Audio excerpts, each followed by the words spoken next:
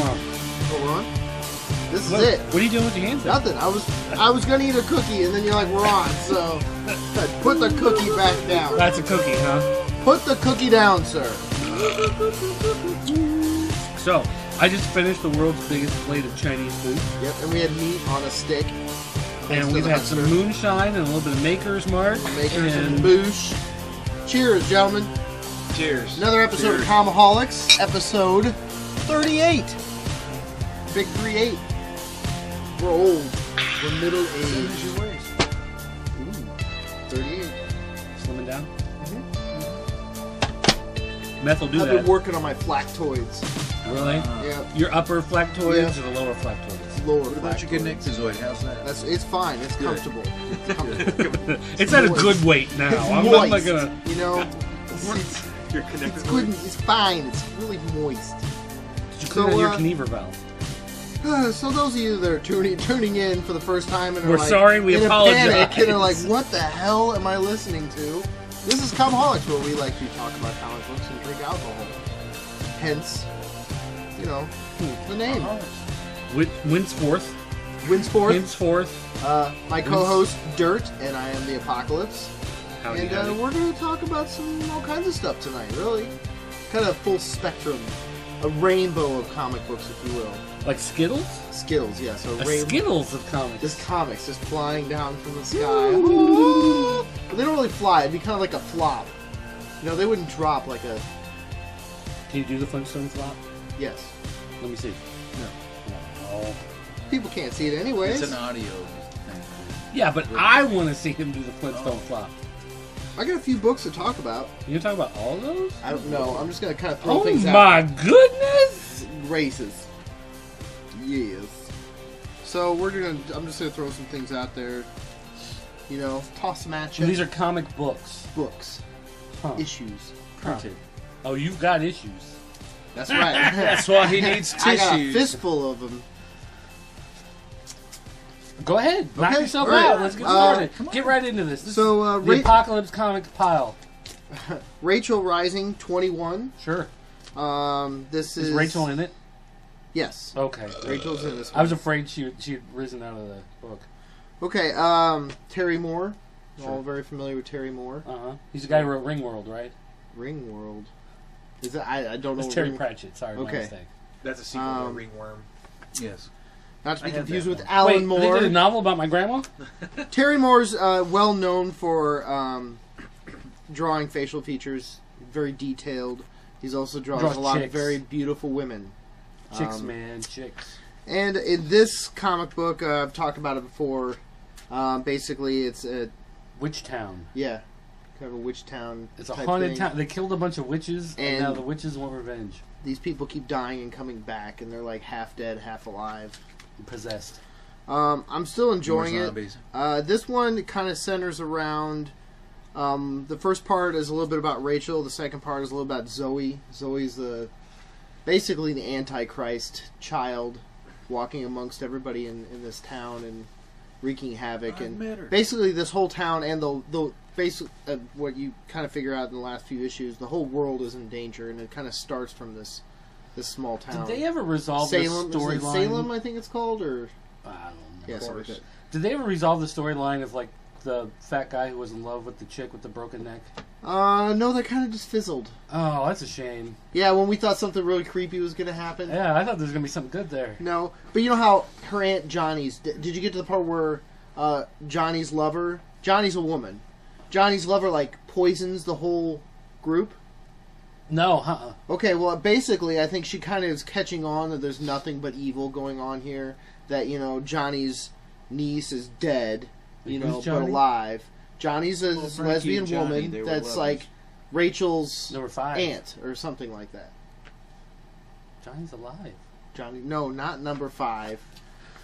This is not Short Circuit, okay? I wish it was. Here's Johnny. I mean, Take- just think of how awesome take another- every story would be if it had Johnny 5. Number 5 is alive. Oh God, Butterfly. beautiful. Beautiful. Hey, Laser Lips, your mama was a snowblower. Oh, This is the way we wash our clothes.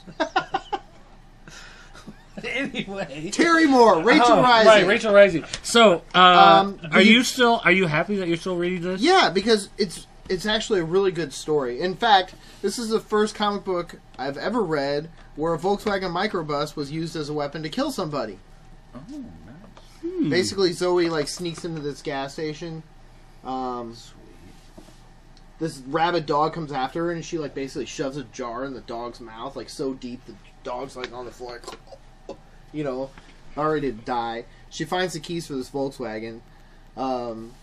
Obviously, she set off the silent alarm. The guy that owns the gas station shows up. She sneaks into the Volkswagen, starts it up, and smashes him up against the garage door. Didn't it takes off. Kill somebody in Lost with the Volkswagen bus? Yeah, pretty sure they did. It just came out of nowhere. Yeah, I think so. So too. Zoe's My grandma died in the microbus. She's on the Little loose. Miss Sunshine. She's Almost- definitely almost repressed Lost. you don't know that's what's cool about Terry Moore in this is you don't necessarily understand the entire plot yet. Right. Even. He there's does a lot of issues where there's still a lot of unanswered questions. Why we understand at this point that these witches have come back to basically raise hell, get revenge. get revenge because they were all burned and buried in shallow graves in this ditch. So, Bitches and ditches. Witches. Ditches. Witches. It ditches. And ditches. This is not Dr. Seuss. But This is a horrible episode, by This the way. episode is brought to you by Maker's Mark. No, Yes. I really like Rachel Rising. I suggest that you Okay. can. I'm sure And it's then- pretty easy to find. Let's the- get the Zoe lore actually issues. goes on to star in the movie Mark and Zoe Make a Porno. Oh, I give up. Nice. Yeah. Moving on. How about Deadpool Annual?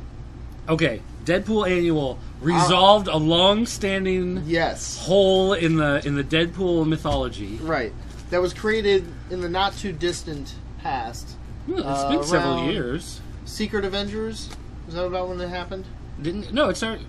Wasn't he talking with the inner monologue when the Secret Invasion?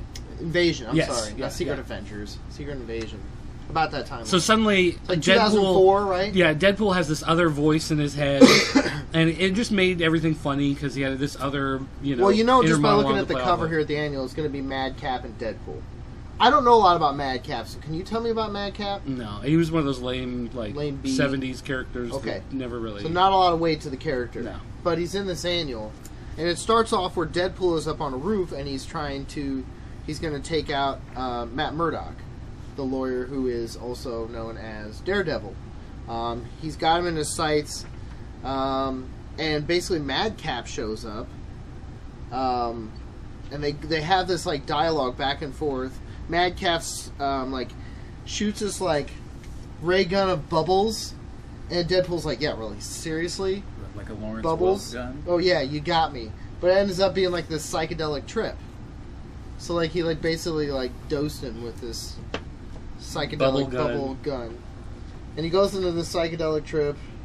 And in the meantime, Daredevil shows up, and then so does Didn't Thor show up? Thor. Daredevil's basically like, dude, you need to smite these guys. And Madcap, being a big coward, jumps onto Deadpool. Deadpool grabs him. Thor hits him with a bolt of lightning, and they both turn to dust.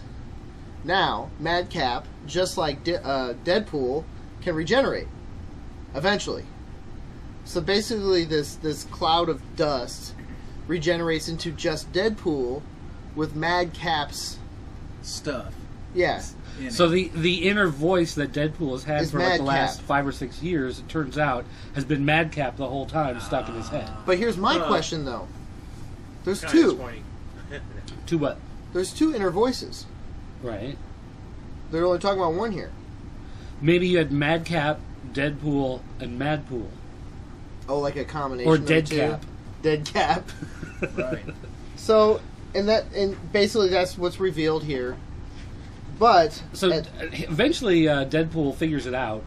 yeah, and because he it kind has- of goes through a timeline of Like, Deadpool, and and, it covers all the stuff that Right. happened in his last series. And the current big series. highlights of his whole Marvel career. And then at the end, he ends up back on the same rooftop And Luke Cage basically he finds this bomb that Daredevil, God, I keep saying Daredevil. Deadpool is going to use, and proceeds to try to kick his ass. And then You gotta think for Ben Affleck. Well, basically, don't Thor comes, Thor and Deadpool has Thor grab one arm, and Luke Luke Cage Cage grab the grab other another, arm, and he just says, rip tug Dead- of war. And so they both pull, and they rip him in half. rip Deadpool in half. But when And they then regenerate, One regenerates as Deadpool, and one Madcap, regenerates as Madcap. Deadpool, no more inner monologue. you? Gotcha. And that's how they fix it. I'm disappointed. Really? Yes, I thought it was great. I mean, it in the realm of how the powers work, Yeah. like it makes sense in the stupid Deadpool way. Yeah. I was a little No disappointed. inner monologue now? Who wrote that one? Or you still got the Um, second voice? Because that was my favorite. Acker and Blacker. Really? I'm not making that up. Wait a minute. Maybe it is a Acker, Dr. Blacker, Shaner, Gandini, There you go. and Forrest J. Ackerman. But did you get so you did read this, right? Yeah. What's the whole part with like Luke Cage like breakdancing and dancing and stuff? Did they get like Ben manipulated? Acker and Ben Blacker are the writers. Right. Acker That and is Blacker. awesome. They're a team. They They're get a an award combo. for that. I think they're going to be the writing team of the year. Because Yeah. Madcap, Watch out, Bendis, Acker and Blacker. Madcap hit Deadpool. I think he hit Deadpool with the trip out stuff. So, Okay. so Deadpool is tripping and Oh, imagining he's Luke Cage imagining. Yeah. doing the Okay. little I funky. thought somehow that Luke Cage and Thor got. I don't think so. I think it's just the Deadpool's imagining Okay. that. He's doing like the little dance from the midget Right. in Twin Peaks. Yeah. If only you could Which, see this. yeah, there's too bad this is Right. a radio show again because I just did the dance. It was great. Yeah. It's like Bill Cosby at the beginning of the Cosby Show. Well, sort of. In a Cosby sweater. Because the guy was with the guy. With some pudding pops. Dow. All right, now we've all done our terrible Bill Cosby impersonation. Next. Bill Cosby just turned off this show in disgust.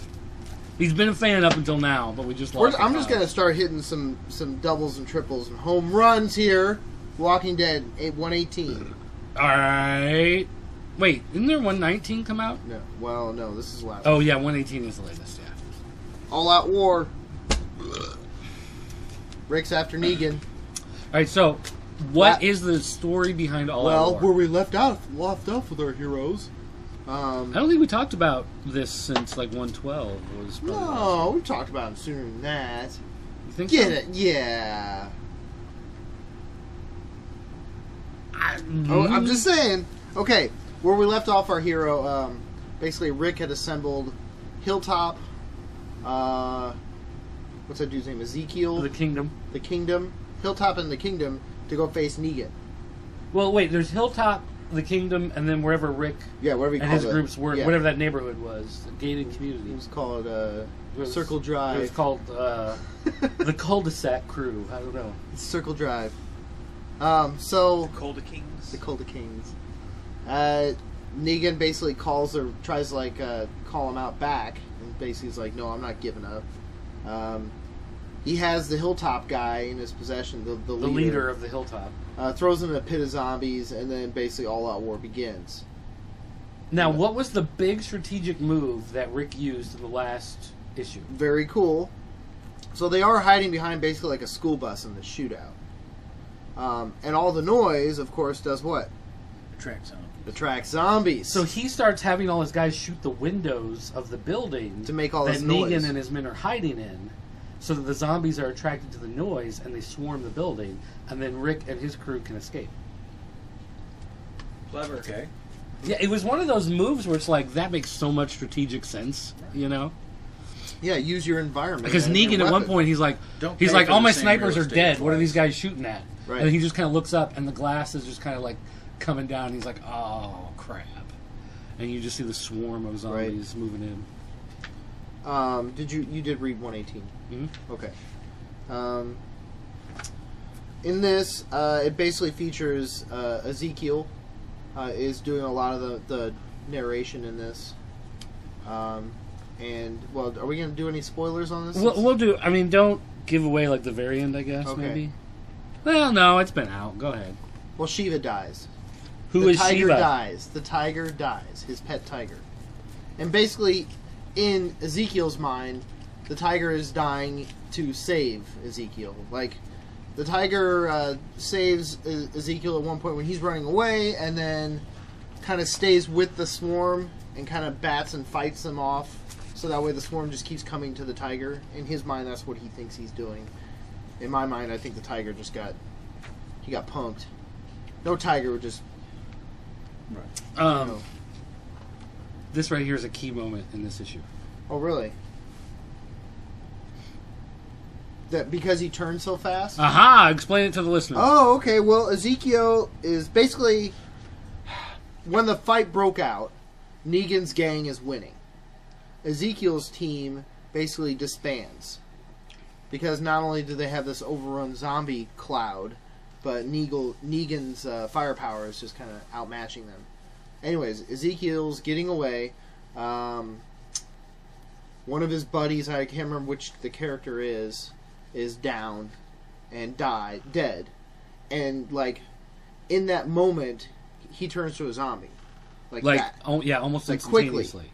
Within minutes. Wow. Like, it's like the virus. Like in the same speeding up. The virus has mutated now. Right. So now it's like, I stab you, you go, ugh. So that's now, pretty freaky stuff. That's like 28 days later kind of so stuff. now there's no more like, well, at least you can like knock them down, get away, or you try know, and or chop some body part off to save you. right. It's like if there's another human guy coming at you now, you have to shoot them in the head or there's a lot them. of like 2-page spread. There's like 2 or 3 2-page spread pictures in this.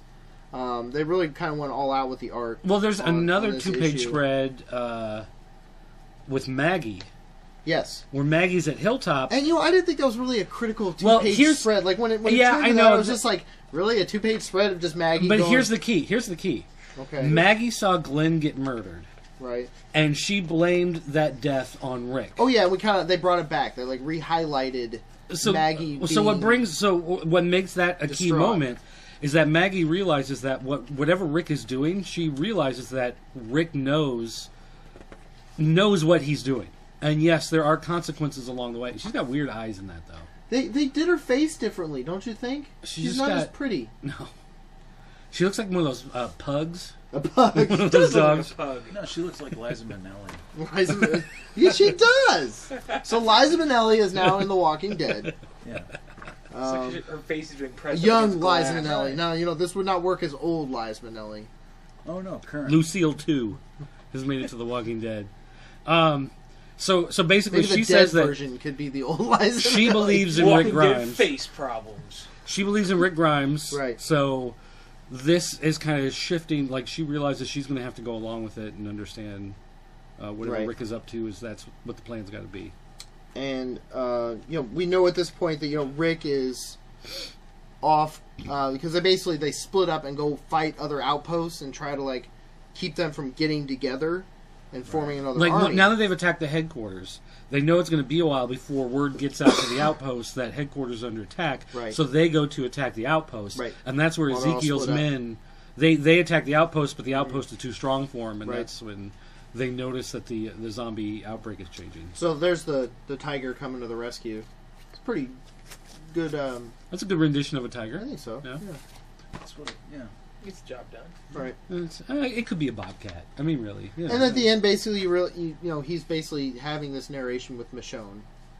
And his girlfriend. Yeah. So you learn a few things in this. Something very big about them turning so quickly. So, I mean, this is kind of a key issue. So, 118. There you go. Your turn. No, go ahead. Keep going. I need a break. I need you to start up a little you need bit. a break. I'll give you I got to warm up my mind. Call your kneecap. Okay, how about... All right, I'll do some filler here. How about Superior Spider-Man? Have you gotten all the way up to 22? I have. Okay. He's fighting Venom. Right.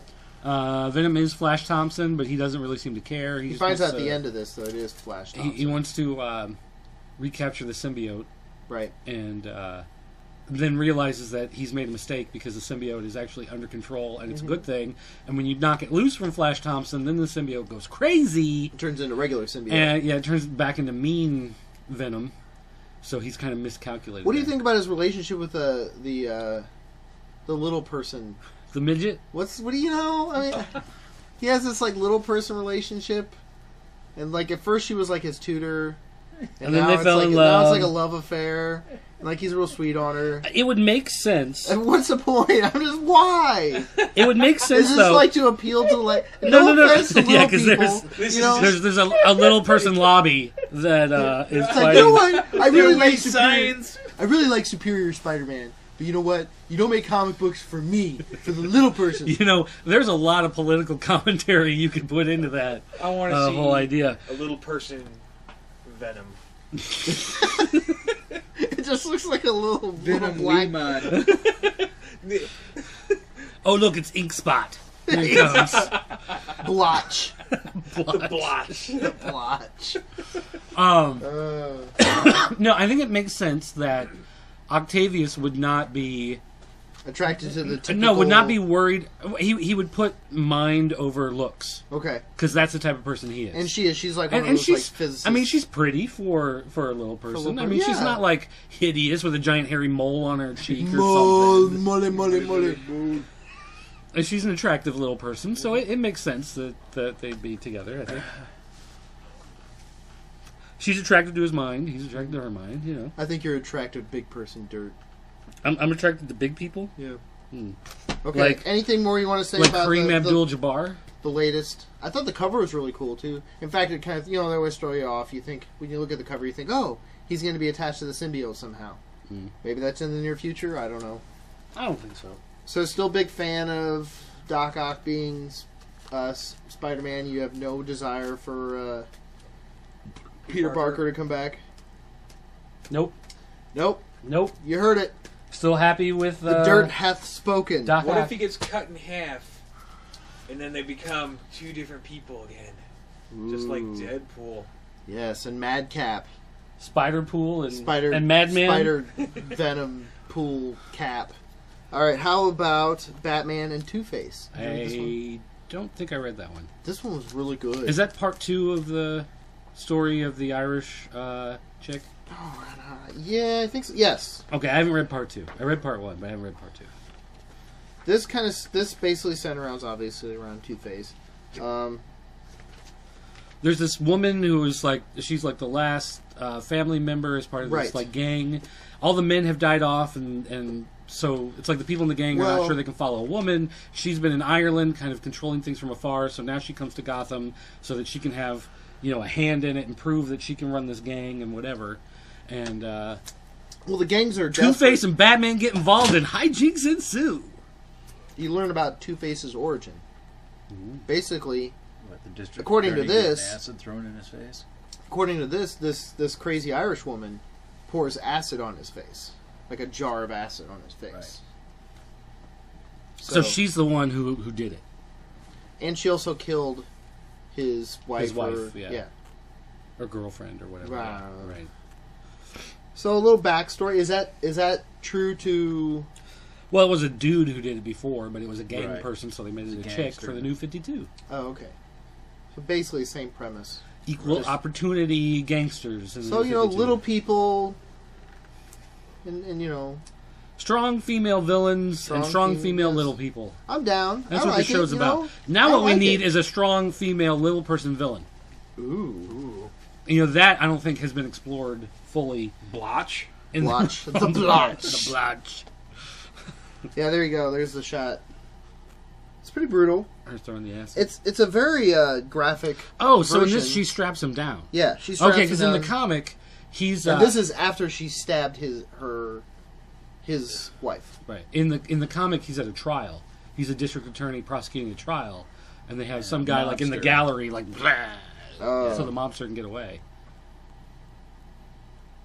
But in the end, Batman captures the Irish woman. But he's got to capture her to keep her safe, right? I guess, sure. Yeah, whatever. We'll Whatever see. you say, man. All right, we already talked about Superior. Because I had some catch up to do there. You got a lot of stuff. What about You finished Absolution? What'd you think? I'm trying to remember what was the end of 5. Or did you read Happy Kitty? I read Happy Kitty. Oh, let's talk about Happy Kitty. Okay, so Happy Kitty is one of the villain characters from the first Absolution series, and she is this like She becomes the sidekick in the second Right. series. she ends up being good. Well, Kinda. She's still a killer, okay, let's put it this way. You don't really understand her motivations exactly, but you learn it in this. but you learn in there. So in this is her backstory of how she became to be. Basically, her parents were drug addicts. This mob boss comes to collect, kills the parents in front of her, and the whole time she's just sitting there playing video games. You know, while her parents are being slaughtered. They don't really know what to do with her. They think she's basically like a deaf mute because she doesn't respond to her parents being slaughtered or even seem to care or say anything, really. So they go to, like, take her away, and she busts out these, like, super karate moves and, like, kick the henchmen's asses, and the boss is like, what is your problem? She's just a little girl, you know? And then basically decides he's going to take her under his wing and train her to be an assassin. Oh, You take the orphan, you train him to be an assassin, and, Right. you know. So then he teams her up with some whore to basically raise her while she's being trained by, you know, trained killers. Right. Right. So that's her background. So she really, like, doesn't care. She doesn't really know what she's doing, and she doesn't really care. She's just kind of somewhat autistic or whatever. She just wants to play her games. So they just kind of take the game away and direct her at people, and she just kill slaughters them, and So then she gives her get the back game to the back, game. and then Okay. that's her reward. And then an interesting story is one of the motivations is they give her a pet tiger. It's a lion. No, it's Not a tiger. Yeah. When she is on good behavior or when she does a good mission, she gets to spend time with the tiger. But she went on a mission and didn't fulfill the mission. Yeah, there was somebody that begged for mercy, and so she let him live. Right. And so they kill the tiger. Well, no, the villain gives her the option. He's like, you know, you have to chop the tiger's paw off, or we're going to kill it. So then, right when it's, you know, the moment to act, she just kills everybody in the room, including the boss, and walks away. So then she declares her independence, basically, by doing that. It's very, like, Kill Bill. Right. Yeah. It sounds very. It was really well done. Like, I loved This was issue. I check mean, it for out. being a It's single real- character yeah. piece, an origin story, I thought it was really well done. That's one thing I really liked about Absolution, is that the characters, it's the They have same thing. depth. We'll talk about Super a little bit later, but one of the reasons why I like Super is the same reason I like Absolution.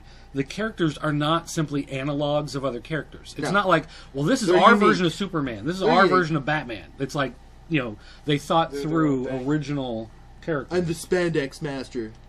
Don't they have this character in Kill Bill? Kinda. Almost. But What's that one girl's name with the... She had the chain. right, the but she Morning was, Star? but she was like slutty schoolgirl, whatever. That's not what this girl is. Right. No.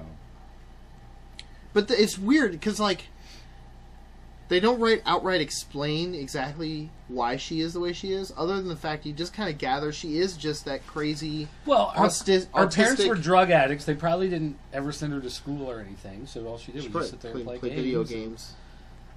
practice karate moves in the garage. I don't know.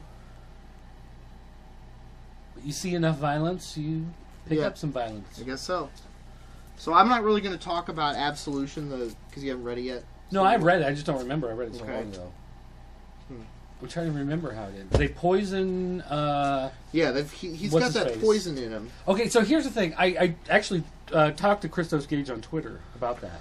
Because the villain, whatever you hit him with, he immediately, like, builds a adapts to tolerance it. or He adapts defense it. for it. Yeah. So, because nothing can hurt him, they take all these poisons and they shove it down his throat, and somehow that poisons him to kill him. Right. And I'm kind of like, well, if anything he comes in contact with, he adapts to, then why wouldn't he just adapt to these? Why wouldn't he just have a Was tolerance it to these just too poisons? much? Well, yeah, I was gonna say, And was it he too goes, much? well, yeah. He said the point is that they just found so many different ones he's never been exposed to that it overloads his system. And I go, well, okay, I can understand that, but it didn't really say that in the book. It's just like, hey, here's a whole bunch of poison, shove it down his throat, you know? Well, and here's the other thing. In this issue, John Dusk, isn't that his name? Basically injects his body into him.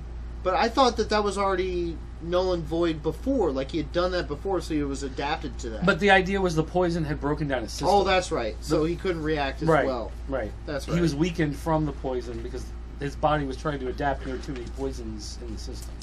And at this point, they do finally finish him off for good. Yeah. But then I think they discover he could regenerate or something. Isn't there a conversation in there? Like he could come back? I don't know. Like they grabbed all his bits and Yeah. put them in a jar or something just to make sure he doesn't come back or something. You do see Happy Kitty. And then Dusk and Happy Kitty go to like the other neighborhoods around town, or they go to the mayor's office. Yep. And they like run He's the mayor like, out of town. And I'm he's the like, boss now. So Yeah. now he is kind of the head villain. Yeah. Like he's gotten so sure of himself and so full of his own power and abilities that he now declares himself basically the king of the town, and Right. the whole town is under his protection, whether they like it or not. And basically, the town wanted him to be their protection. So there we go. You do remember it. You didn't think you Yeah, remember well, it. like I said, it's been a while. We already talked about Walking Dead. It's the other Two-Face. A lot of Superior. The Apocalypse has a lot of comics built up in his file, and so he comes in every so often and just buys runs of certain Right. books. I like so it he that can get way. 4 or 5 issues of one. Then I can just keep on reading Title. it. I don't lose track. What about the Turtles? I'm not up to date. Turtles Ongoing's good. I like it. It's fun. It's a lot darker, edgier. People actually get stabbed and there's blood. I started death and I started kind of catching up with it, but the last one I read was where Splinter's been kidnapped by the Foot Clan, and he's fighting against Shredder, trying to escape. Okay. And the Turtles are driving Well, that's around very town in the early van. on. Yeah, it's like issue 12 or something. well, So- in this Leo has been turned to the dark side and he fights for the Foot Clan now. Leo turned heel. That's right. Oh my gosh! Be He's tag been- teaming he's with been the Undertaker at brainwashed, SummerSlam. basically. He's been brainwashed. But you do at the end of this, Bebop and Rocksteady appear. Whoa. In issue 27, so that's kind of exciting stuff. I'm not going to give away any spoilers, but it's basically, there's mutagen abound, and they create Bebop and Rocksteady. Be that it is may, as we may. All right, what do you got? Like, did they actually say like, "Oh, we need a rhino and a warthog to make into monsters"? No, they're just or- like we need to make some more mutant warriors, and then all of a sudden, here's Bebop and Rocksteady. So instead of going, "Hey, we know it works with cats and turtles," Let's try a rhino. they just grab random animals. Yeah. Yeah. Ain't nothing's fiercer than a warthog. Rhino and a warthog. Ugly anyway. Like, why Okay. wouldn't they go for like an alligator or black widow spider? Ooh. A Instead, they go meerkat. meerkat. A tortoise. Rosie Well, Perez. they already had a tortoise, right? You That take was Rosie it. Perez, give her some mutagen, she'd be the toughest monster you've ever fought. Ethel Merman. All right, what you got? Peter O'Toole passed away. I know we already talked about it. We did a toast. I know. Does anybody need a refresher? Am I the only one that when you read the obituary and it said Peter O'Toole passes away at 81, you're like, he was only 81? Yeah. He looked like he was 112. I know. All right. Wasting away. Anybody else needs some more whiskey? No, I'm going to have a little bit of moonshine here in a minute. Awesome whiskey. Yeah, slam that down on the glass counter. That's what the Oh, that's microphone right. loves to pick up. Sorry, folks. Yeah, jackwagon. Yeah, what he said. Thank you, sir. All right. Hey, you have to give it to me. That was a Can't big be stack of comic books to talk about, and I ran through it pretty quickly. You did. You did. That was only 34 minutes, not 45 like usual. So you trimmed it down a bit. You hurt me. You hurt me so. Yeah. That's what I'm here for. Hey, did you need some? I'm good right now. Okay. We're good, folks. Let's see. Cataclysm. Cataclysm is the end of the Ultimate Universe. The Galactus. Okay. How did that go? Age of Ultron. Uh-huh. In Age of Ultron, they time travel and it messes a whole bunch of stuff up, and they Uh-huh. realize that when they time travel, it just like rips holes in reality.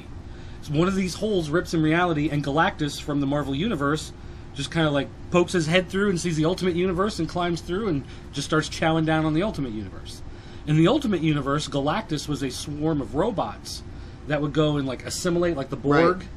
Well, the Galactus swarm sees Galactus, and the two kind of smash into each other, and they assimilate together, and it makes like this super-powered Mecha Galactus, who's now coming to eat the universe. So he comes to the, he's in the, like the Kree Empire, you know, in the far end of space and whatever, and Captain Marvel is there, and he's like, I've got to save these people, and it, boom, and Galactus disappears. And they're like, whew, all right, we saved the universe. Everyone on Earth goes, hey, why is there a big purple guy in the sky? Oh, no. And Galactus just starts attacking Earth. So he saves the far ends of the universe by just sending them to Earth, not realizing what he's doing. So now everyone on Earth is trying to fight Galactus, and they realize that there's something...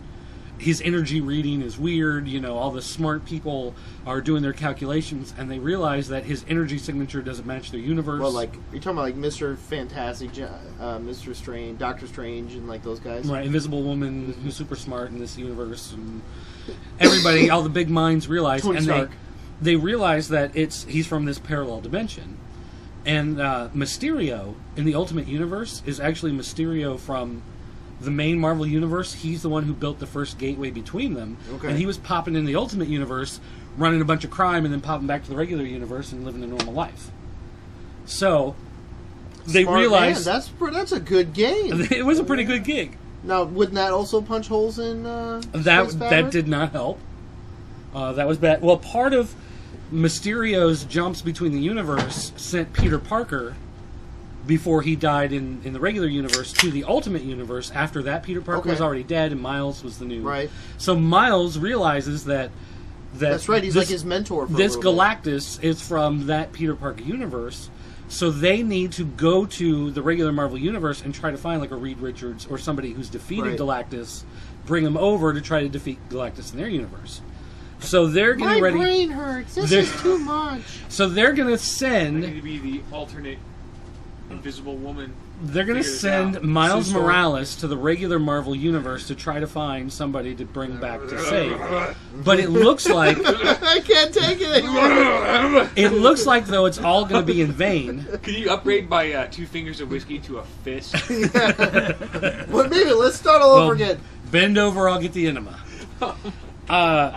So it looks like they canceled all the Ultimate books and made them part of the Cataclysm series. So every Ultimate book is now part of the Cataclysm crossover. So this is the end. So it looks like they're going to send Miles friend. Morales to the regular Marvel universe, and that Ultimate universe is going to collapse, and he'll never be able to go back. That universe is dead, and he'll be in the regular Marvel So the universe. Miles will still exist. So Miles will exist in the regular, but in the Marvel regular, universe. but we've already got. So maybe he'll like. So there'll Maybe be 2 he'll Spider-Man. be Amazing Spider-Man, and then we'll have Superior Spider-Man. That's what it looks like. And then Superior Spider-Man will probably die eventually because Doc Ock is evil and he should die eventually. Well, because if you watch the last episode of Superior Spider-Man, if you've been reading the recent issues of You Superior just flip through the Spider-Man, pages really fast. It's just like, Callie Cooper has figured out that Doc Ock has they're taken on over. to him. They're on to him.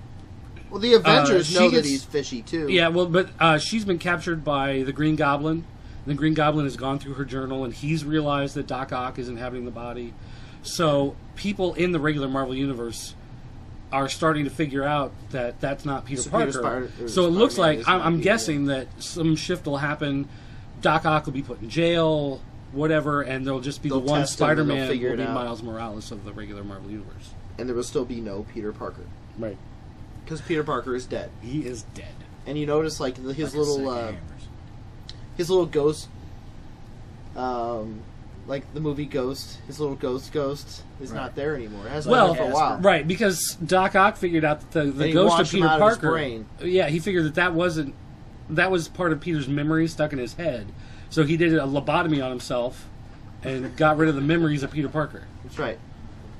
Comic books, man. It's comic book science. That is a lot of hate right there when you lobotomize yourself. That's right. It's like I hate. I'm gonna just chop my own brain Hey man, apart. remember that time in 6th grade when you put a dump in your pants while you're giving that speech in front of the class?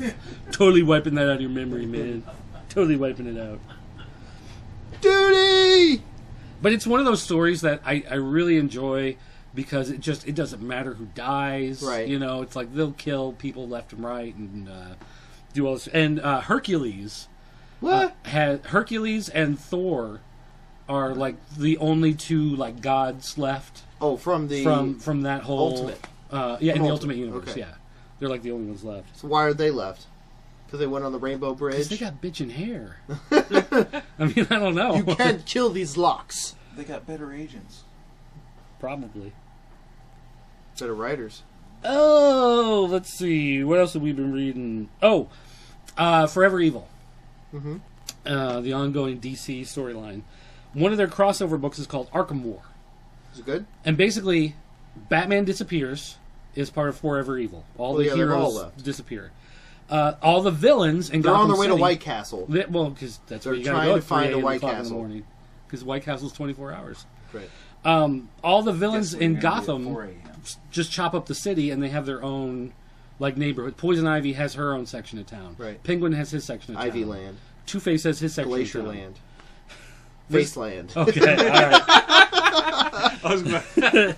So Bane realizes that with no like Batman is the only person that's ever been I'll able take to stop swords him. for $500, Alec. He decides he's going to go to Gotham and use this opportunity to take over Gotham. Right. So he goes to Blackgate Penitentiary, where all the like baddest of the bad dudes are, and builds himself an army Right. to take on everyone in Gotham City and unite it under his control.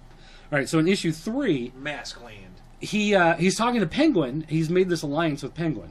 Like Penguin is the That's one. right. And he turns on him, doesn't he? No. What happens is Penguin says, "You're never going to win this war because none of these guys fear you.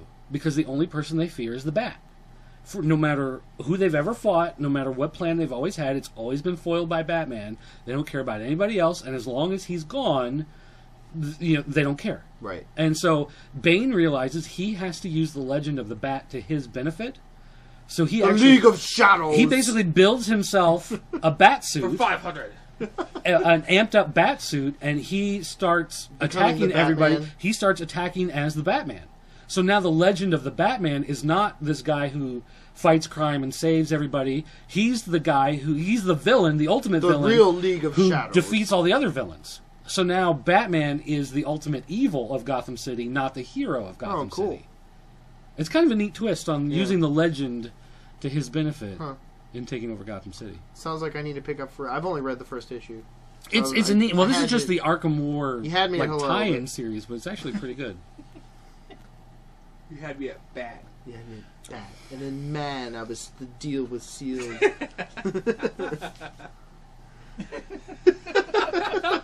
What you looking at, Willis? Yeah. I'm done. Time to go home. You're done? It was a Stick good fork in show. it? It's nice. Great. Yeah, it's past your bedtime. so What, it's we time need for more me to go. meat sticks for you or something? Is it- Actually, we're at 43 minutes, so let's take a quick break, Okay. and then we come back. We got some We can stuff talk. to talk about. Well, no, when we come back, we will talk about the Star Trek annual. Ooh. We'll talk about Super 1, 2, and 3. Ooh. We'll talk about what's the other thing? I Protocol. sent you? Oh, Protocol Orphans 1 and 2. And we will just talk about the orgy you went to last Tuesday night. Was it Tuesday? No. You were like, oh, I'm going to this house party. Put No, all the keys in the it was, fishbowl. It was and- Amway. It was for Oh, it was an Amway orgy? Yeah. So you got a free bar of soap at the I have a end. bunch of So soap it's- right now. I have cases of soap in my Hey, bathroom. you don't want to leave an orgy dirty. they're all That's I'm they're all saying. monogrammed though. You get them monogrammed if you buy so many cases. I get mine stamped with like a lucky horseshoe. Oh, I guess I could have done that too, huh? Yeah. Instead of spending the extra $30 a bar. Skull and crossbones on one. Well, no, they did my face. They did your face? I can believe that. I can see your face. Someone's done something to it. All right, we're going to take a break. We'll be right back.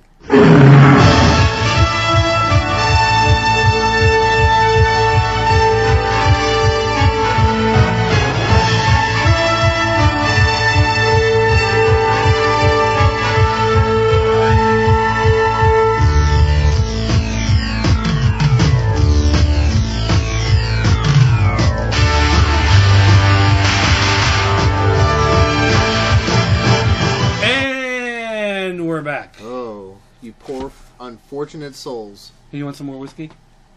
I'll have some more whiskey. Better do that. Over here, big guy. Give me some love. Thank you. Yeah. Just a splash. Freshen up there. I just want. There's the Daryl Hannah. Is that bottle almost gone? No, it's No, almost that's gone. good. Yeah, there's about an inch Another left in couple this glasses bottle. left there. Maker's Mark. We've got Zachariah Harris's backup. Actually, I'm gonna have some of the Old By the Smoky way, moonshine. we'll be traveling Oh, yeah, down, moonshine. I think I might. We'll be down the lonesome highway here before too long, riding. So should I take a shot of the Old Smoky and then chase it with the Makers? Is that how this is supposed to work? well, They that's- call that's that your own, out of the turkey's ass and I'm not into sure the makers will do you any good. Or should I start with the Makers and then chase Just with don't the... mix it; it might explode. Yeah. Oh, it could be a tiz. Oh! Oh. You sniffing both at the same time, you forget your childhood. right. You don't need those memories. Oh, that was ugly. Oh, Oh, Jesus. what are you doing? Oh, baby Jesus. Oh, baby Jesus. Sweet baby Jesus. So, now that we're back to the show, Oh, my tongue is on this fire. is going to get interesting. it's gonna get nitro. We're up to 11. Oh my gosh, that hurts. I bet. Dirt just drank moonshine like cough syrup. The moonshine chaser. Yeah. I actually shot 2 fingers of Maker's Mark, and then just I don't know, a couple big gulps of moonshine. All right. Oh, You graduated from fingers to fist, just a punch in the face. I'll That's take called a punch. A punch of moonshine. Do you remember that Simpsons where Homer keeps getting hit in the stomach with the cannonball? yes. And then there's a... Yeah. But luckily you're sitting here and you've got that absorbent sweater on, so... when it all comes back out, be ready. When I Okay. get- Better get me a bucket and a cleaning lady. Just a little bit more. It's wafer thin. Okay, so we are going to talk about some kind of out of the independent. We're going to talk about who books. Yoda's real father is? Is that Yes. what we're doing right Yep. now? Oh, God, that tasted terrible. Easy. There's a little bit of Rangoon in that one. Let's ease in. Ooh, wow. Broccoli. Let's ease into orphans. Protocol orphans #1. All right. You forced me to read. Did you read this. just #1? Did you read 1 and 2? I read 1 and 2, All right. and basically, Which one did you read first? Well, to kind of summarize a little bit, you find out after issue 2 that these are, I guess you're guessing, are basically orphan children that are taken in and learn how to be assassins. The government, kind of similar to Happy Kitty. Right. The government has these, spy agencies, whatever, where they take children who have no parents, who have been orphaned, and the government adopts the children, basically, and trains them to be assassins. Right. So their direct commanding officer, they refer to as father. Mm-hmm. And then there's the grandparents. Yeah, the grandparents are like the hidden. Right. You always see them in silhouette on the video screens. The Interpol. Who are the ones who are actually directing everything. Right. So. That's why you Whoa. shouldn't trust old people.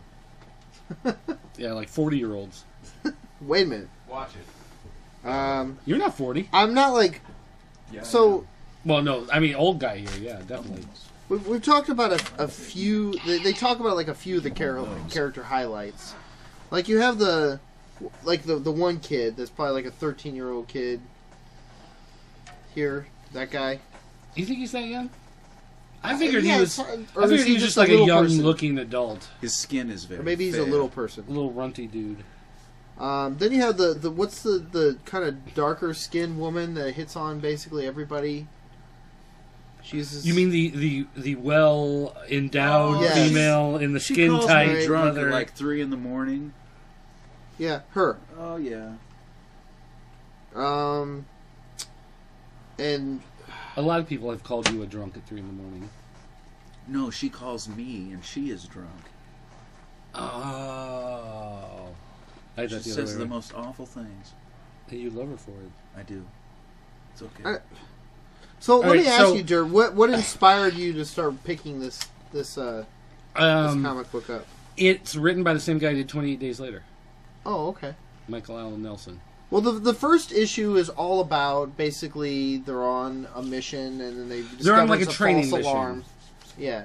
And they're going in for a training mission, and a lot of them are, it's that standard thing where they're like, why are we doing another training mission? We should be ready to go out in the field now. Right. You know, this is stupid that they're wasting our time on this, and they do whatever, and then one of the agents ends up dead. At the end of the training mission. At the end of the training mission. And it's like, okay, if this was a training mission, how did this guy end up dead? Right. You know, obviously there's something more going on here that we're not being told about. You go into the second issue, and it's like a couple years later, and the team was kind of disbanded in the sense that they aren't working actively, but they've all been put into these different roles in society, like they're in their sleeper cell, you know. So one guy is working as like a Starbucks cashier, and the other guy is like all this money. He supposedly has like these rich parents and this fake life that they made for him, all this stuff. And there are two agents. The hot chick and one of the other dudes are kind of seeing each other on the sly, Right. but no one's supposed to know about it, so you know that's going to add to some intrigue later on. Well, the little guy gets it at the end of this. He's the one that... The start menu? Yeah, the start menu. And so in the second issue, they're brought back out, a couple years later, they're brought back out from their, you know, sleeper cell. They're being activated again, and this time they have to go on this real mission, and the father is complaining to the grandparents that he doesn't have all the information of what's going on for this mission, and they're telling him he doesn't need to know. You know, it's you know, this is how government agencies kind of, you know, screw each other over and whatever. And these agents, who are these orphan kids that are now these assassins or whatever, have to pull off. They have to capture this guy.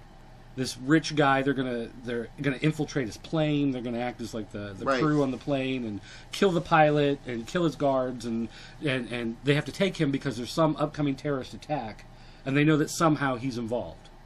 So they, you know, pull off this thing, this whole big, you know, movie stunt spectacle where they Where they've out got the their air guards masks on, but the rest of the group... Right, doesn't. they're supposed to depressurize the cabin, so then they go in with their masks, and it didn't depressurize, so something's gone wrong, and they finally get the guy, and they extract him, and they take him down to the holding cell, and they torture him to get the information out of him, and it turns out he has no information. He's supposed to be the one who's behind this terrorist attack. He doesn't know anything about it, and they believe him. They're like, okay, There's a red herring. There's something wrong here, and they go, well, what about his girlfriend? Does she know anything? And they go to check on her, she's gone. She's escaped. She's broken out of her whatever. She's escaped the thing. He was a red herring. Right. So there's like this other layer of intrigue of what's going on besides what you know and what you've been told. And I just like stories that unfold that way. Mm-hmm. Like the original Two Guns, how it had that double cross, triple cross thing. Like there's it's not like overcomplicated or you know, like so much depth. You know, it's just fun. You know, it still has enough that it keeps you going, but it's just fun.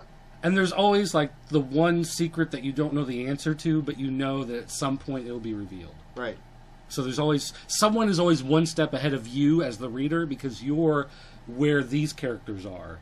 So you know that there's someone, you know, manipulating them, controlling them. You know eventually they're going to figure it out, but in your mind while you're reading, you're trying to put the clues together and figure it out just like they are. So I like stories that are layered like that unfold that way, where you don't get all the answers at the end of that issue. You know, there's always that hook that kind of brings you back because you want to figure out the story. Who's a publisher for this again? Boom. Boom, okay. Well, good for Boom, because I haven't been reading a lot of Boom Studios other than Invincible. No, that's Image. Or Image, I'm sorry. I don't think I read any Boom right now. They do Hero Bear and the Kid. Have you been reading Hero No, Bear I and the haven't Kid? Hero Bear and the Kid, no. Oh. My son likes that one a lot. You Yeah. should be reading that. No. I don't know. What else has Boom been doing? They do a story called Hit, which has been alright. I mean, when they did 28 Days Later, that was... Yeah, we like that one. Hit. Okay, let's talk about Super. Okay. What about Super? Why'd you want me to read this? What are you talking about? You asked me to read this. You kind of gave some clues about why you like Super earlier. I think you stated that the characters are unique. They're not like copycats. Like, you know, this guy's he's kind of like Batman. You know, Right. There's no.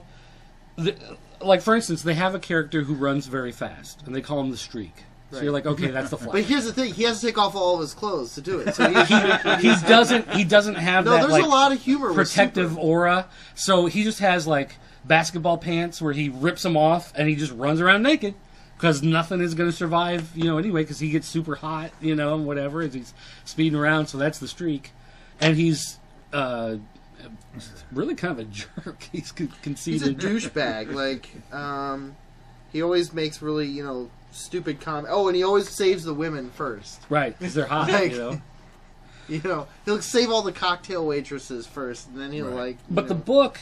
I know this guy. Here, let's start kind of a superficial level. This is from Unlikely Hero Studio, which is a company you've never heard of before. The first issue was backed on Kickstarter, so it was one of those where they just had to raise their own funds, crowdsourcing. The artwork, when you look at this book, the artwork does not... characters. It does not look like some random indie book. Like, the artwork in the book... It's really, very professional. Yeah. Like, that was one of the things that first impressed me, because, of course, you look at... A lot of times you pick up an indie book and you go, well, I'm sure the story is good and the artwork will be there, a lot of times on indie books. Yeah. You pick up Super and it looks like the most... It could be from Marvel or DC. Well, you can tell by the sketch art that they're very much into detail and the layout of the personality of the character. Mm-hmm. Like, it's consistent. Like, whoever's drawing this, Zach, what's his name? He is very good at putting emotion, subtle ways that people look with their eyes. Blood Death. He's like my favorite. He's like the Punisher. He's like the image Marvel 90s. But he has to give his monologue, like it's justice. He's almost like kind of like Dredd too. It's like everything's justice. We're doing it for justice. We're gonna kill for justice. I don't know. I like him. But the main character is that female Blitz, and she's got a boyfriend who's also some sort of superpowered person. Which we find out later is... He's somewhat villainous. He's a villain. But they don't know about each other's secret identities. identities. He's the Black Ant, I think, or something like that. No, right? the Ant is one of the good guys. Oh, no. He's part of that bank robbing crew. But anyway, so the story kind of centers around her, and she's like your kind of everyday Furious character. Fire Ant is the other guy. Sorry. She's trying very hard to be as good of a superhero as she can be, and she's the one that she idolizes the super powerful ones, and so what is the society that her father was a part of? It's like the Justice League sort of. Yeah, it's like I don't know. I don't have it sitting in front of me, so I can't look it up. But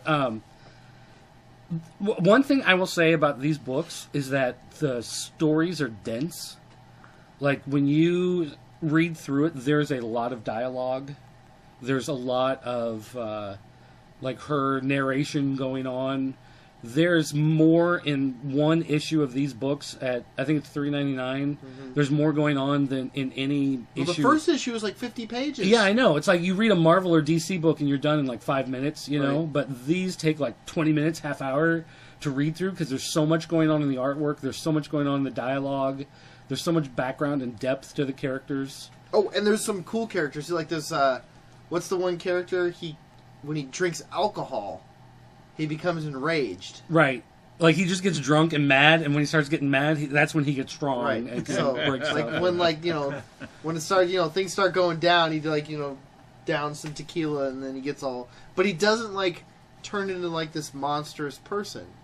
He's just ripped. He just becomes ripped. He's this little guy with, a Jufro, and then he becomes ripped, and he becomes, a Wolverine, and just goes nuts. What was it? There's a couple other funny characters. And then, there's Blood Death, who we talked about. But they also act in very realistic ways. Like, if you would imagine... if we, as a group, suddenly had superpowers... There's always the guy who's he's like, yeah, let's get ready to fight. And then he sees the bad guy, and he's like, someone's got to help these people over here. It's like, I'll help the civilians. You guys go attack the big monster. Or, they call a meeting, and there's the one guy who just showed up from the bar. And he's hungover, and he's like, God, we're going to do this now. And the guy who's funding their super team, you see him. He's kind of like Mr. Fantastic. Well, he looks like Mr. Fantastic because he's older and he's got like the white, you know, over the temples in his hair. But his personality is not Mr. Fantastic. He's conceited. He's and he refers to like everything he's doing is, what does he say? It's like the science or the. He does it for the science. The science of it. You know, he's always doing stuff for the science. He's a cheeseball. It's like. Like it's almost if you take one of those like really good comedies like It's Always Sunny in Philadelphia or something like that and made it superheroes, like that's kind of where this book would fit. There's profanity and sex jokes and whatever, but plus there's that superhero, you know, kicking the bad guy's ass and all that kind of stuff. And then in issue 3, the main villain in issue 3, the Plague. I was looking at the normal version of the guy before he changes, and I'm looking at him and I'm going, that looks like Lance Henriksen. And I sent the guy an email who wrote the comic because he puts his email address in the back, and I was like, did you just put Lance Henriksen in issue 3 of this book? And he's like, all I can do is smile and say that you know, this is based on no persons living or dead. Any similarities coincidental, you know, blah blah blah. But if we were going to voice like an animated series, I know who I'd want to do the voices. You know, so obviously they drew Lance Henriksen into the book, which I think is great. Like, I love when they take a character, you know, character actor like that and make him into a character. Like, I just think that's the neatest thing. And it's drawn, like, the artwork is good enough in this book that you can spot him. There's a part in the book where the guy who's in charge of everything, the rich cheeseball, he's at a party at, like, this bar with all these different scientists, and you see, like, Peabody and Sherman in the background having a conversation, and, you know, I think Robbie the Robot was in one of the scenes, and all that kind of stuff going on. So there's all this stuff happening in the foreground and the background at the same time. There you go. Oh, Doc Brown is back there. There's a troll from Critters or whatever. Oh, and the Doctor Who. Yeah, there's a Doctor Who. Actually, there's a couple Doctor Who's over there, aren't there? Well, in the police box. I mean, yeah, so you could just sit look, there's the robot from Tom Servo. Yeah, Tom Servo. So, yeah, I mean, this is one of those things where you can... the aliens... You can just get lost in all the details that they put in the background as well as the actual story. And so, like I said, for the $3.99 that you pay for this book, you're getting so much more than anything else that you get from any other publisher. So that's why I said, you know, when I got the first one, it was just kind of like, well, you know, we ordered a couple for the store, so I'll just kind of flip through it just to see, you know, what it was. And I was just amazed at how well the overall package of this book is. Oh, tonight Lloyd Brown Award for Scientific Excellence. And you see Doc Brown at one point with the thing on his head. Fun stuff. Yeah, so I like Super a lot. So, I mean, to sum up what's going on, basically, the Plague was part of the science. What was it? The U. What do they call it? The U science or the. Basically, the scientific team came up with this energy source that was limitless. One of the scientists wanted to kind of do some early experiments. He experimented on himself. Everything went wrong. There was an explosion. They thought he was dead. Turns out he comes back 10 years later. He's this plague dude who's been seeking out the Mr. Fantastic knockoff guy that we can't remember his name. Archer. Yeah, like the show Archer. And to basically seek revenge, and that's where we're at. You know, and they're fighting this plague guy. In fact, Archer has this massive robot dude that's fighting the plague man, and I don't know, it's pretty absurd. It's fun. It's absurd. It's different. I think, like you said, it's unique. They didn't just copycat. Although they did a little bit. You know, the ant guy kind of reminds you of Adam, sort of. Really? Because I was thinking Spider-Man. Huh. I mean, you know. Right. So, I mean, it's unique. It's fun. It's a little gritty. It's dirty. There's Lance Henriksen. There's foul language. Right. Nice. That's pretty clean. clean depiction. But I mean, did you get this feeling kind of like Invincible, like were you ready for the bottom to fall out? Well, like you're girl, waiting for something like super sinister, evil to happen, and like I'm waiting for Blitz to somebody, find out like, that her boyfriend's a dirtbag who's the villain, and that's going to be a setup for some sort of confrontation between the two of them. Like, Right. I know that that's coming. Like she has a secret identity, and her boyfriend is just kind of like loser. Well, she considers him kind of like a loser deadbeat, but he's actually a secret. That's his secret identity. He's actually a villain. But I mean, if you look at the artwork in it, it doesn't look like some random. No. You know, I mean, it looks very clean and professional.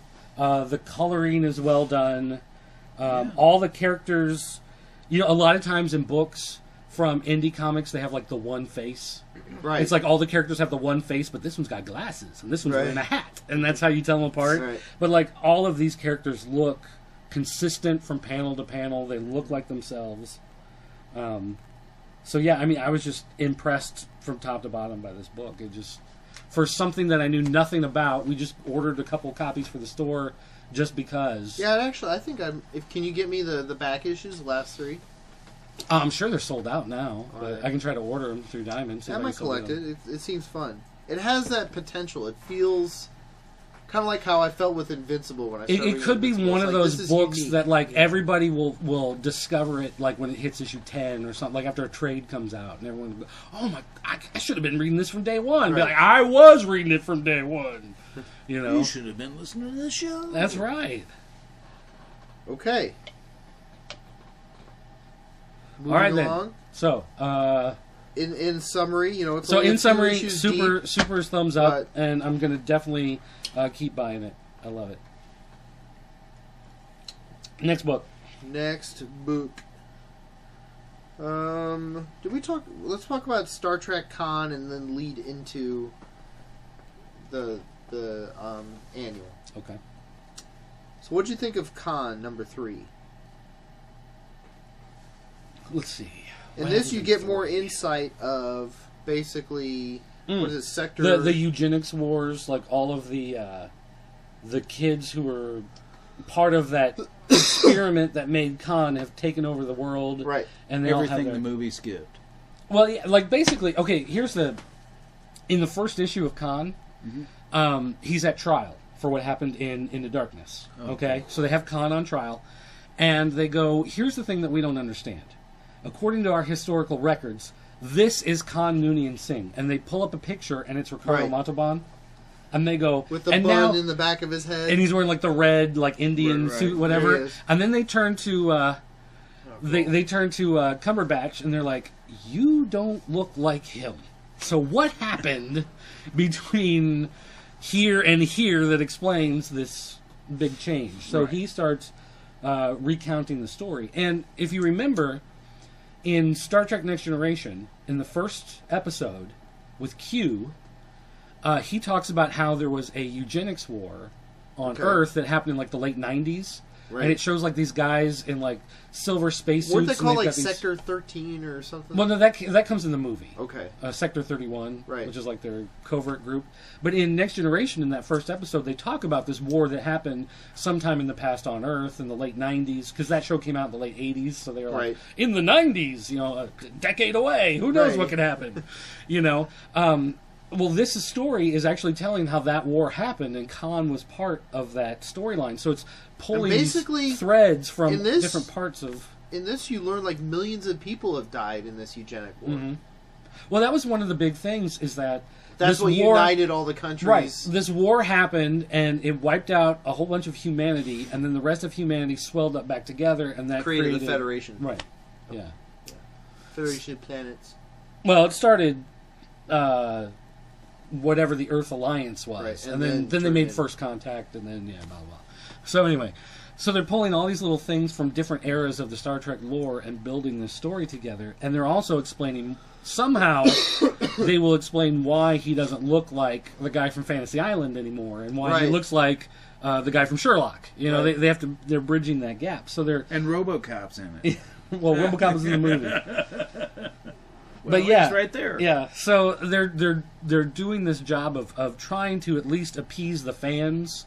You know, all these people, I can't believe that they rebooted and they're throwing away all this history of Star Trek, and they're trying to say, no, we respect all of this history. I think and they're trying to tie it all together. I really enjoy all this this revival of the old stuff. Yeah, Exactly. I think they've done it really quite respectfully. I think if you like, I didn't like Enterprise when that was on TV. I couldn't watch that at all. They bring back kind of like the. It was like the It was early like days before of Kirk. right. 200 years. Right. And then Voyager to me was never really that great of a show. Like it was, they're in a ship, they're in space again. Deep whatever. Space Nine. I loved Deep Space Nine. What? I loved it because it was that There's actually ongoing a war going on. Yeah, there was this ongoing arc that went through all of the seasons where it felt like the final episode wrapped up what was happening in the first episode, and everything in between had its place.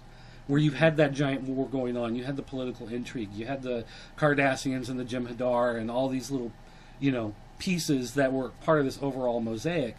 But everybody loved Next Generation because that was the thinking sci-fi show of the time, and you did get the early episodes where they would blow up somebody's head, and you get the neat stuff like that. But I kind of felt like as it, like Next Generation ended, Deep Space Nine ended, and then after that it just kind of like fizzled, on and kind of disappeared. And so when they rebooted and they brought everything back, it was like, oh, Star Trek's back. Like now it's, you can get into it again. And they have so much reverence for the original material that you start to kind of go back and you're like, maybe I didn't appreciate the original series as much as I should have. Well, and have you seen the redos of the original material? The new, Where high they- definition, well, they fix cleaned the up special Yes, effects. no, those are great. It's on MeTV. Yeah. The colors are Yes. beautiful. The special effects are beautiful. You can get them on Blu-ray now in the high definition and Yeah, watch yeah. them. Yeah, I'm thinking about getting that collection. I That's think they have a expensive. gift set. yeah. It's a lot of money. It's like $60. That's for like one season though. Is it really? Yeah. Wow. A little more expensive than I you thought it was for everything. Which this leads us into what's coming up next, right? What we're going to talk about. Oh, the annual? The annual. Star Trek Annual. All right. So first, before we talk about the actual story of the annual, we should probably discuss the concept of the annual. Right. Hey, you out turn of your your phone Pokemon? off. Yeah, I didn't realize it was Turn your still phone on. off. Great. We just Hopefully I didn't mess up you the just mic. ruined half the show. That would suck. All right. So what was the concept of the Star Trek Annual? They're taking... I hope I'm doing this right. They're taking frames from an original episode that wasn't aired No. and turning it No. into... No. Now, when I was a kid, you could buy these Star Trek comics that were The photo books. the photo books. Right. Exactly. That's exactly. what this is. But what they've done here, what those were, is they took episodes of the TV The show actual and they episodes, took yeah. the still frames and put the word balloons on it, so you Right. could read the episodes you saw on TV. Because back then they Exactly. didn't have, the You only VHS got what you tapes or got. you watched on TV and when it was gone, it was gone. So what they've done, John Byrne, who's an artist who's done Fantastic Four, he's done Superman, he's done everything in the world of comics. He's been at IDW making his own, creator-owned stuff for the last couple of years, and he's a huge fan. They have the license for Star Trek, and he said, I'd like to do an experiment where I want to write an original episode of Star Trek set in the time period Oh, that sounds when fun. it aired, but instead of drawing it, he took still frames from a bunch of different episodes, put them in Photoshop, changed the backgrounds, changed the lighting, put two characters in the same scene that weren't necessarily in the same scene, and wrote an original story set in that 5-year mission. Nice. So when you read it, it looks like you're reading one of those photo books of an original episode, but of course this is a brand new story that he's written that goes back to events that happened in the pilot with Gary Mitchell, who gets the superpowers Right. and is left buried alive on Delta Vega. They start getting these signals from Delta Vega, and they go back to investigate and see, we thought Gary Mitchell was dead, so they go back and they find that actually He's not. he is not. He is There he actually is. an entity of the planet now. He's like a ghost. He's like a Right. superpowered ghost on this planet. So this was an actual episode. No, this was never an actual episode. That's what I thought. That's what I was getting Oh at. I thought that But it's not a lost episode. Like, it's not like someone wrote a They just script and they just created never it. made it. He's right. This is a 2013 Unique. written story, but he's using photos from the original series to put this story together. So, Turret, the explosion and fire. so if you never had access to the original TV show, you know, and you were reading those photo books, this would be in line with those Well, photo books as a missing episode. As I would have another episode of the believed show. you if you would have said that this was like a recreation of one of the original episodes, because it, excuse me, Yeah. Oh. it has that feel, where basically Captain Kirk has to like recreate what's going on, and he decides like that, you know, at one point he has to be at this one spot and teleport back, and it just, you know what I'm saying? It had that kind of deductive. I'm struggling here. I'm not sure where you're going either. So Well, it just that format. It had that same kind of classic It- format. it's built in that same kind of 3-act, like the old TV show was. Right. Where Right. you had the setup, you had the fall, and then you had the, you know, conquering, whatever, coming back. But yeah, I thought it was interesting. Like they actually did talk to Starfleet too, in this too, which is like the Vampirilla. Yeah, and she was a chick with hot hair. that's Gene Roddenberry's wife. Was it really? Oh, She Angel was Barrett. the first officer in the pilot Right. that didn't air, and She's they took the her only out actor to have been in every series of Star because Trek. she was the voice of The the ships computers. later on, and Oh, she was really? also Troy's mom in Next Generation. And right, and she's always been the voice of the computer. Huh. so when they're talking to Starfleet, she was actually the first officer with Captain Pike in that storyline, and the executives at NBC were like, "Oh, you can't have a woman as a first officer. There's no way women will ever be in charge of a starship or a company or military stuff. in political office. What are you, It is kind crazy?" of funny to see Spock like full of emotion in that too. Mm-hmm. Well, because that was young Spock. Yes, he wasn't young fully in Spock, control right. yet. Yes.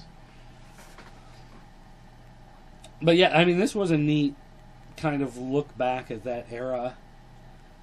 They had a lot of that dialogue and a lot of the. It's very clean too. Like and it it's- also has some of that cheesy special effects like you would expect to see. Like at one point they do this mind meld, and they're going through the memories. So he uses this kind of like reverse colorization, like you saw in a lot of stuff in the '60s and '70s. Oh, right. It was trying to be weird. Like it's yeah, all psychedelic and crazy. yeah. Oh, look, it's crazy. We're having a flashback. Oh, my wow. gosh, everything's red. Oh my god, it's red and blue. Well, you Oh were my talking God. about that episode crazy. where they picked up the hippie hitchhikers.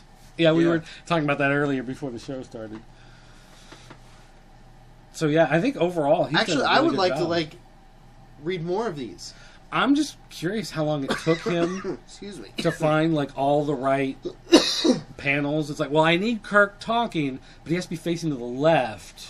You know, like fast forwarding Right. through episode to episode, Trying to like find that one facing like, to the left. he's looking the right way, but he's wearing the wrong shirt. Huh. So I have to find one with the right shirt and then Photoshop them together.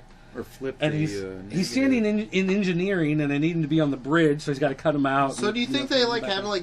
like do you think they found a shot with all three of them together, or do you think they like Possibly. put them together, or I'd say from looking at that picture, looks that's like they put them together? doesn't Kirk it? and Spock talking to each other, and the McCoy they just kind of threw in the background. Threw in there.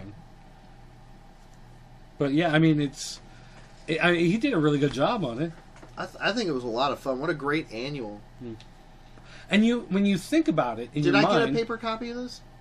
I don't think so. Uh-oh. It was like an Alright. $8. Oh, really? Yeah. You get a bit of a discount on the digital when you buy it through the Oh. Comics Plus, but yeah, it was like a $7.99. What are you getting cheap on us now? No, oh no, I'd buy it. He has a lot of comics, But I'm he still- can I'm buy. playing He's, catch up. Yeah. He'll pay. Let's put it this Don't way: worry I'm about spending it. like We'll get it $30 out. a week, and I'm just barely putting a dent in my. It's like my- it refills my almost as glacier. fast as he empties it out. It's, Really? Yeah. So that's why I just buy runs. Do I need to turn up the heat? Yeah, if you could go for like a kneecap. Like or a bookie. thumb. Are you a to go to collector? work. We A need him comic to go to book work. bookie? You know what? You're right. Work over the wife. But leave the man and work. Yeah, that's weird. Because he's got to earn a living, you know.